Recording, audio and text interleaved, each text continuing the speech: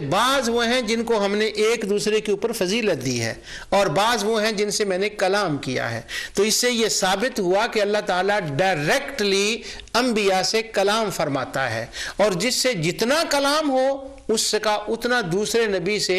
مقام زیادہ ہوتا ہے، اس سبب سے کہ وہ اللہ تعالیٰ نے ان سے زیادہ کلام فرمایا۔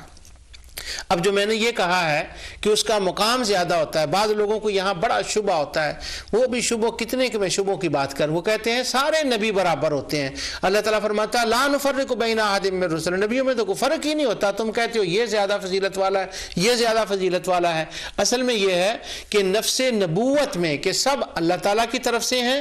سب کا پیغام توحید و رسالت اور آخرت کا ایک ہے، اس میں تو نبیوں کا فرق نہیں ہے۔ باقی رہا یہ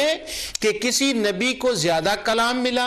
ان کو زیادہ لمبی عمر ملی، اور کسی سے اللہ تعالیٰ نے زیادہ اپنا قرب بخشا، کوئی ایک ایریے کے لیے نبی، کوئی اس سے بڑے کے لیے، کوئی اس سے بڑے کے لیے، اور پھر رحمت للعالمین کی شان اپنے اعتبار سے ہے۔ اس لیے انبیاء میں فضیلت اس معنی میں ہے، وہ نفس پیغام میں نہیں ہے۔ جہاں لا نفرق آتا ہے وہاں اس کا مطلب ہے نفس میسج، نفس پیغام جو ہے اس میں فرق نہیں، وہ سارے انبیاء کا ایک ہی پیغام تھا۔